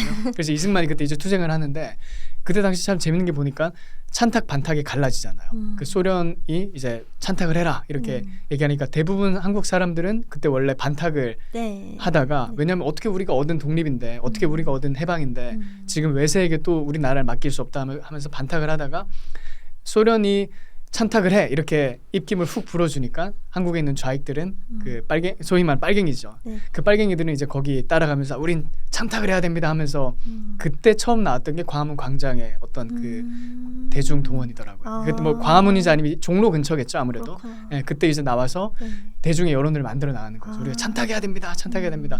그러니까 그때 이제 찬탁 반탁이 굉장히 대치를 이뤘잖아요 광장에서. 근데 그게 좌익의 어떤 그 방법을 통해 가지고 이제 최근의 사건을 보면 뭐 효순이 미선이 사건이라든지 아니면 아폴로 안토노노 그 지금 생각하면 황당해요. 그 금메달 억울하게 뺏겼다고 네. 그걸로 미군 철수까지 막 얘기를 했었잖아요. 뭐 네. 그런 식으로 얘기를 한다든지 광우병 사태, 또 세월호 사태, 최근에 뭐 이태원 같은 것도 네. 좌익들이 그거를 이용하려고 노력하다가 이제 잠잠해졌죠. 정부 대응을 그래도 맞아요. 잘했었으니까요. 네. 그냥 그렇게 저는 그 좌파가 장악하고 있는 그 광화문 광장이라는 것에 한국 정치사적인 의미가 있다라고 보고 있는데, 그러니까 저는 이게 제2의 국회라고 생각을 해요. 근데 그게 이제 소위 말하는 태극기 부대, 네. 뭐 제가 메시지나 아니면 그분들 하시는 거 보면 물론 저도 이제 거기에 대해서 존경심을 가지고 있거든요. 근데 아무래도 세대가 다르니까 그 방법론에 있어서는 가끔씩 아쉬움이 드는 것도 사실이잖아요. 아 그래도 뭐 방법론에 있어서 조금 더 뭐 이렇게 했으면 어떠실까, 저렇게 했으면 어떠실까, 뭐 그런 의견이 있긴 하지만 저는 기본적으로 너무너무 큰 존경을 가지고 있어요. 왜냐하면 그분들이 그 좌파가 장악하고 있던 광화문 공간을 네. 처음으로 어떤 대칭 전력으로서 거기를 인원수나 아니면 어떤 뭐 무대를 동원해서 채워넣게 된 거잖아요. 그러니까 저는 그런 의미에서 한국 정치사적으로도 굉장히 큰 의미를 가지고 있다. 저는 그렇게 보고 있거든요. 네. 네. 되게 감명 깊게 들었어요. 뭐, 네, 저는 그렇게 생각하고 있어요. 그 제2의 여의도, 그러니까 네. 어떤 그 제2의 국회, 제2의 국회로서 그 광화문이 하는 역할이 어쩔 수 없는 것 같아요. 그냥 네. 한국 민주주의 현실이다 보니까 그걸 부인하면서 뭐 깔끔하게 놀자 이렇게 할 수 없는 것 같더라고요. 한국에서는. 네. 네. 저는 이제 19출판사를 소개할 때 광화문에서 태어난 점 하나다 이렇게 또 소개를 하는데, 이제 광화문이랑 떨어질 수가 없는 게 말씀드렸듯이 제 사무실도 광화문에 있었고, 또 제가 자유일보에서 정치부 기자를 했었어요.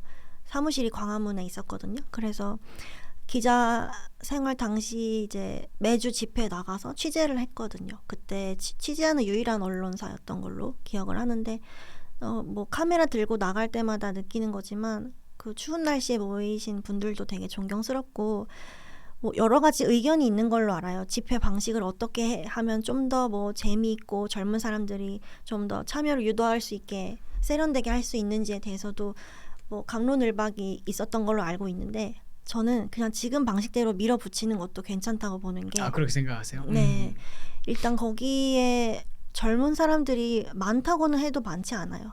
그게 사실 냉정한 현실이고, 거기 오시는 어르신들이 원하는 스타일대로 집회를 할 수밖에 없어요, 결국에는. 그래서 저는 그 이번에 탄핵 집회 때도 꽉 찬 그 사진이 이제 촛불 집회랑 또 극명하게 대조를 이뤘잖아요. 그래서 저는 그런 사진들이 뭐 쌓이면 쌓일수록 오히려 저쪽에 끊임없는 위협이 된다. 그리고 북한에서도 아마 위협을 느끼고 있을 거다. 저는 그렇게 보고 있습니다. 그렇게 생각을 하겠죠. 아무래도 네. 어쨌든 뭔가 애국심이 있는 사람들이 모여서 자기 시간을 희생해서 그렇게 가고 있는 거니까요. 네. 그러니까 아까 말씀하신 것 중에 KCPAC 얘기도 하셨어요. 네. 어떤 단체인지 소개를 좀 해주시죠. 이제 미국의 CPAC과 동맹을 맺고 있는 그런 단체인데요. 부정선거. 그러면 미국의 CPAC은 뭐예요? 미국의 CPAC은 이제 보수주의 행동 단체인데, 그 기원에 대해서는 저도 정확히는 몰라요. 그런데 미국 CPAC이 사회를 맞았을 때부터 레이건이 가서 이제 연설을 했었고, 꾸준히 임기 말까지 그 자리를 채우면서 CPAC이 명실상부한 그 레이건 보수주의 무브먼트의 어떤 핵심 단체로 떠오른 거라고 저는 그렇게 알고 있거든요.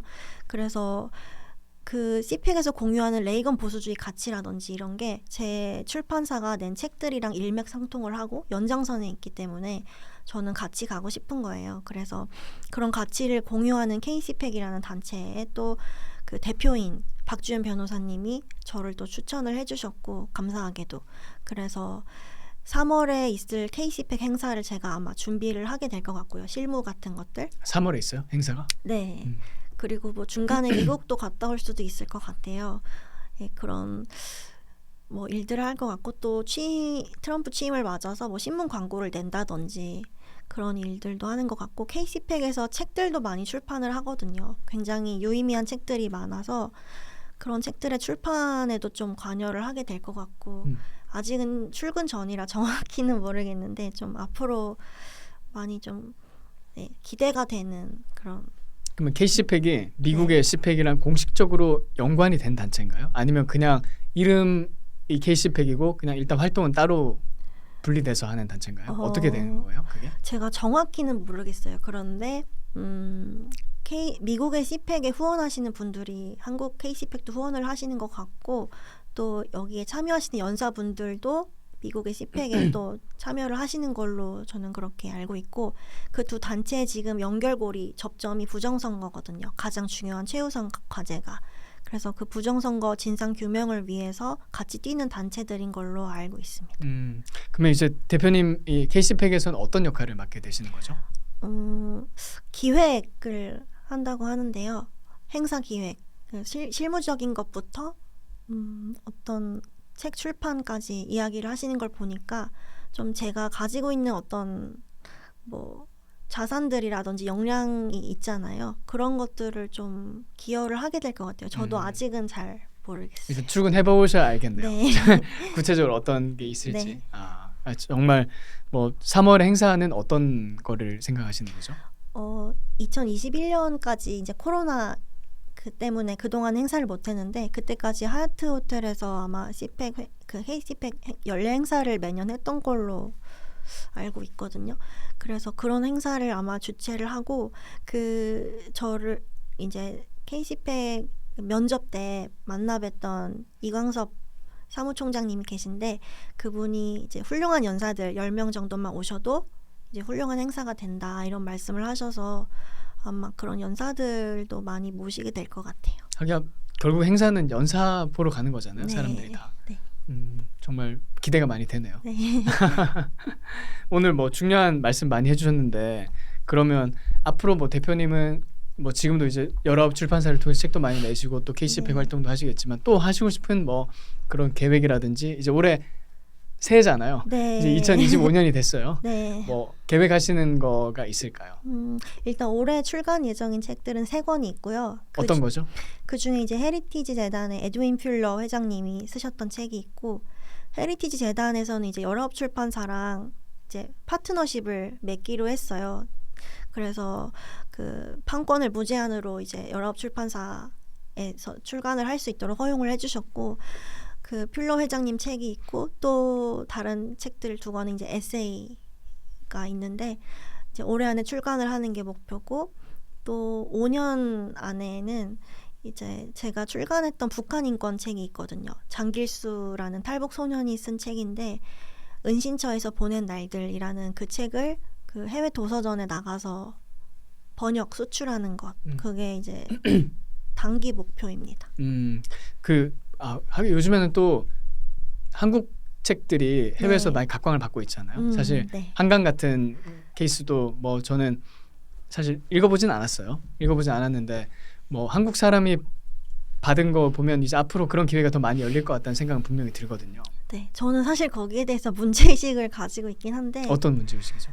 뭐 단순한 의혹을 갖는 게 문제는 아니잖아요. 저는 어떤 의혹이 드냐면 영국 출판계를 잡고 있는 게 러시아 돈줄이거든요. 아 그래요? 네, 영국의 대표적인 교보문고 같은 서점이 있어요. 워터스톤스 피카딜리라는 서점 체인인데 그 체인의 사장이 푸틴의 최측근이었던 알렉산더 마무트라는 사람이었어요. 몇 해 전까지만 해도.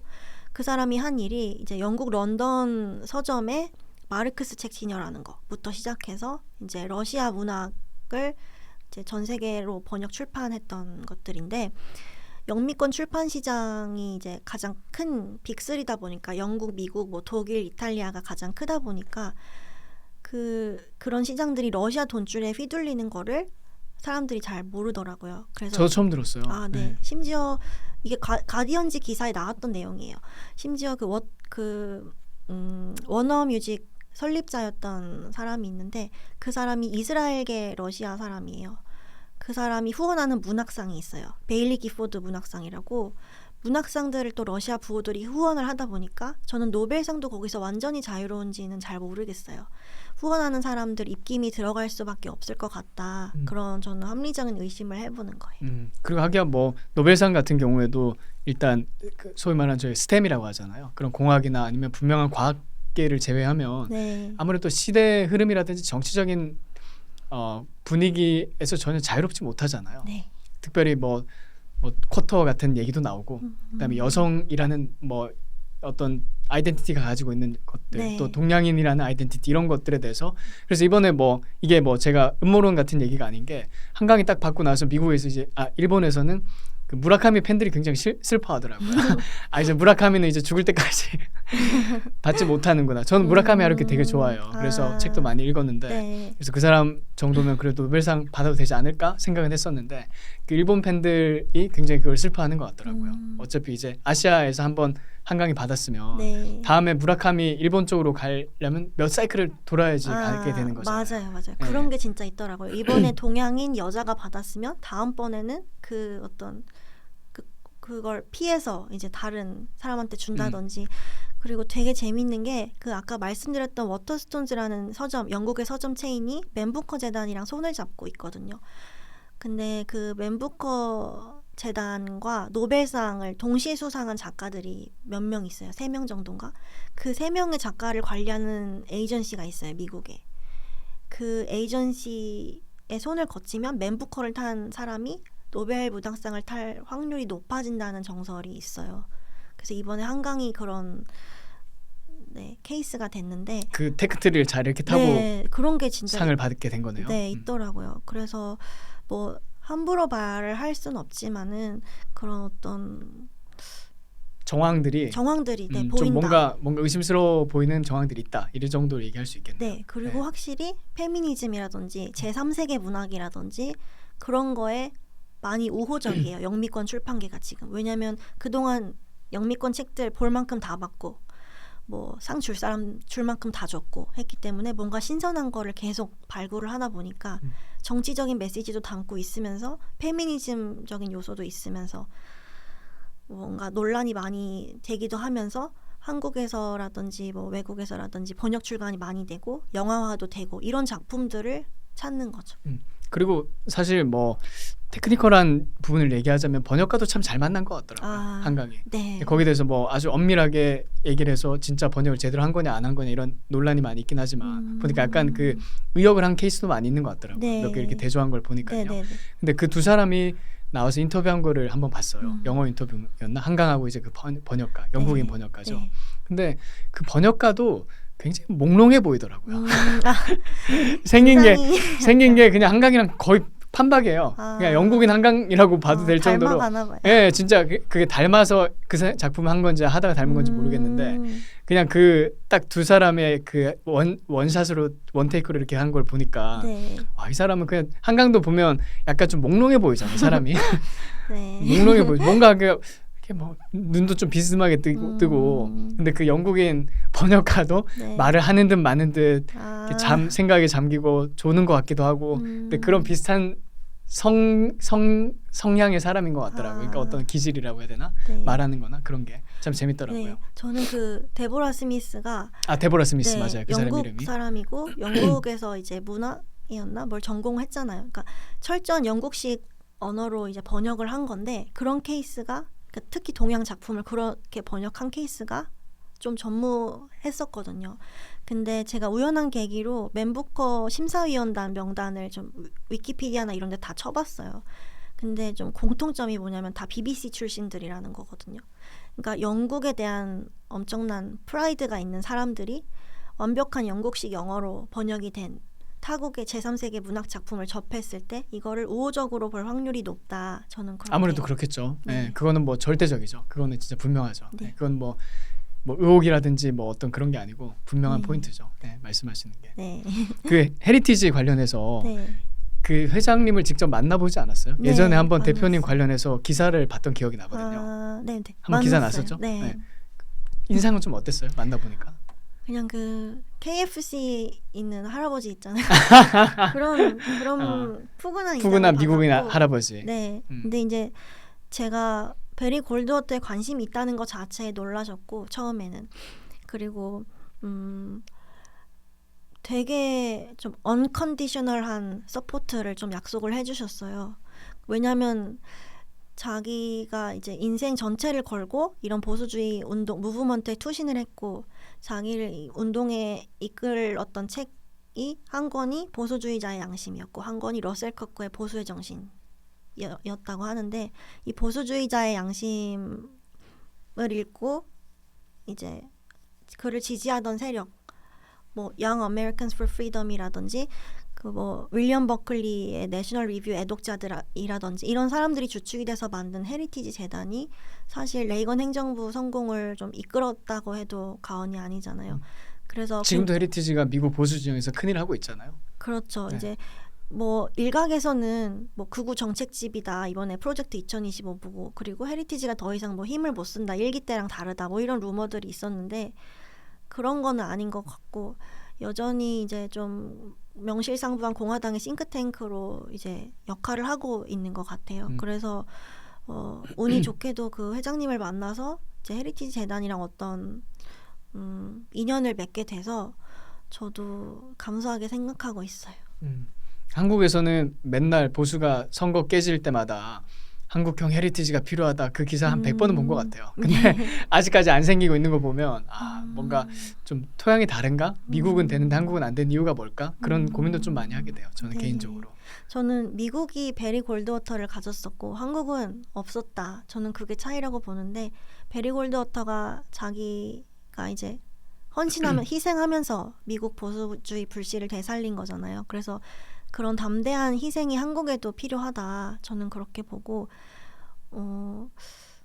네, 그렇게 보고 있습니다. 철학이 있는 그 네. 사람은 뭐 진짜 철학이 확고했잖아요. 맞죠? 네, 그 철학이 막 거창하고 이런 게 아니라 어떤 이데올로기나 공부를 막 이렇게 해야 되는 이념 이런 게 아니라 가장 현실적인 것에 뿌리를 둔 상식과 원칙, 그리고 도덕적인 어떤 가치들에 대한 회복, 이런 것들을 중요하게 생각하는 분이 저는 좀 한국의 리더가 되셨으면 좋겠다 생각을 하고 있어요. 네.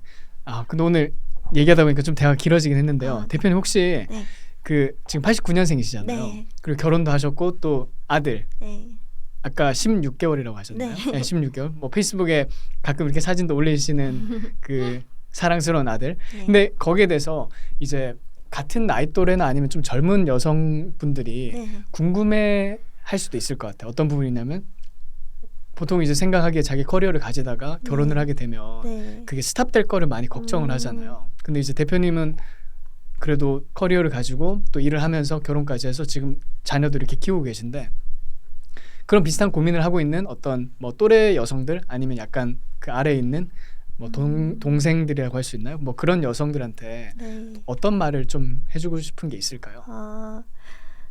사실 그거 고민하는 사람 되게 많더라고요. 네, 나 많아요. 일 열심히 하고 있는데 결혼하게 되면 이제 이것도 다 스탑해야 되고 내 자아를 막 실현하지도 못하고 네. 뭐 다 포기해야 되는 거 아닌가? 뭐 그러면서 두려움 느끼는 사람도 좀 많이 있는 것 같고요. 특별히 여성분들 중에서 네. 남자랑은 좀 다르잖아요. 그 네, 상황이. 맞아요. 저도 사실 그런 두려움이 지금 있긴 한데, 저는 다행인 게 회사를 안 다녔잖아요. 그래서 저는 그냥 평생 창업을 하면서 뭐 조금 벌더라도 그냥 먹고 살 생각으로 이걸 하고 있기 때문에 그런 두려움에서는 조금 더 자유로운 것 같은데, 아기를 키우는 일이 키워보니까 아기 100일 될 때까지는 아무것도 못해요. 이제 늘 곁에 있어야 되고, 하루에 자다가도 밤에 5-6번은 기본적으로 깨고 하기 때문에 100일까지는 정말 정신이 없었고, 이제 걸음마를 하고 이제 좀 말귀를 알아듣고 엄마 아빠 할 수 있게 된 지금 제가 조금 숨을 돌린 거라,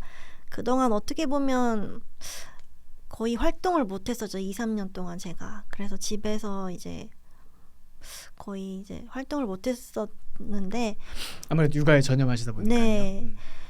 뭐 한 1년에 책 3권 정도 내는 거를 그냥 목표로 네, 지금은 하려고 하고 있고, 얼마 전에 팟캐스트에 반지연 대표님 나오셨잖아요. 제가 정말 존경하고 좋아하는 분인데, 제가 이제 아기를 낳고 결혼식을 했어요. 상황이 어떻게 그렇게 됐는데 김문수 장관님이 또 주례를 서주셨고, 네, 제 부케를 받아주신 분이 반지연 대표님이세요. 그래서 제가 저번에도 한번 같이 밥을 먹었었는데, 저는 지금 요즘 활발히 활동하시고 이런 모습 보면서 되게 부럽고, 저도 그 모습을 보면서 뭔가 용기가 생겼던 것 같아요. 그래서 나도 한번 다시 시작을 해볼까? 이런 용기도 생겼던 것 같고, 네, 그런 생각이 들었어요. 조언이라고 할 수 있는 거 있을까요? 조언이요? 네. 누구한테? 여성들한테요.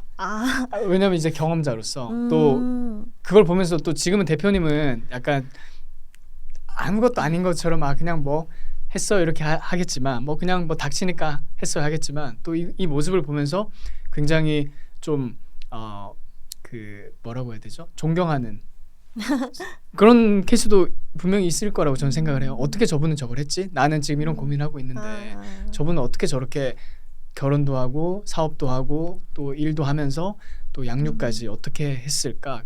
뭐 거기에 대해서 좀 이렇게 궁금해하는 분들도 저는 꽤 많다고 생각을 하거든요. 네. 네. 물론 말씀을 많이 해주셨지만 네. 혹시 뭐 조언이라고 할 만한 게 있으면 마무리 나눠주시고 마무리하면 좋을 것 같아요. 네. 네. 결혼을 해서 아기를 낳는 거에 대한 두려움이 있는 것 같아요. 제 또래 친구들이라든지 저보다 어린 여자 친구들이라든지. 근데 저도 그걸 겪었기 때문에 그거에 대해서 공감을 하는데 막상 아이를 낳아 보니까 큰 산을 하나 넘은 느낌이기는 하지만 100번 잘했다. 아이 낳는 게. 그리고 아이를 낳고 나서 얻은 행복이 그 전에 수많은 어떤 뭐 별의별 행복과는 비교할 수 없을 만큼 새로운 차원의 것이고 완전 새로운 인생이 펼쳐진다. 저는 여러 가지로 그 결혼을 하고 나서 제 인생이 그 이전보다 나아졌다고 생각을 하는 사람이거든요. 물론 뭐 여러 가지 어려움도 많지만 저도 이제 결혼을 하기 전에는 고양이도 키우고 강아지도 키우고 이제 같이 살았었어요. 고양이 강아지 같이 키웠어요? 네, 같이 키웠고 제 이제 어떻게 보면 그때는 자식처럼 정말 애지중지하고 키웠는데 고양이는 10년 키우고 나서 이제 죽었고 그리고 강아지는 지금 시댁에서 돌봐주고 계신데 고양이 강아지 키우고 이제 결혼 안 하는 분들도 많은 걸로 알고 있어요. 그런데 조금 다르더라고요. 확실히 아기를 키우는 게 좀 비교할 수 없을 정도로 저도 이제 고양이 강아지에 무한한 애정을 쏟았던 사람으로서 애견 애묘인이었기 때문에 근데 확실히 다르고 너무너무 신기해요. 아이가 이제 알려주지도 않았는데 어느 날 이제 방문을 열고 자기가 방에 들어간다든지 자기 전에 이제 장난감한테 이렇게 안녕 인사하고 나오거든요. 그런 것들도 되게 신비롭고 아이를 제가 10달 동안 뱃속에 품은 기간이 이제 제가 자유일보에 재직할 때였는데 그때 기자 생활을 하면서 좀 힘든 여건이었지만 어쨌든 힘들지 않았던 것 같아요. 이제 태어날 아이를 기다리면서. 그래서 그런 긍정적인 감정들을 많이 느꼈고 확실히 조금 한 살이라도 어릴 때 결혼해서 아이 갖는 거를 추천을 드려요. 확실히 회복이 좀 다를 것 같아요. 네. 만약에 그런 부분에 대해서 고민하는 분들이 있다면 네. 그렇게 말씀해 주고 싶다는 거죠. 네. 함소름 대표님 오늘 시간 내주셔서 감사합니다. 네, 감사합니다.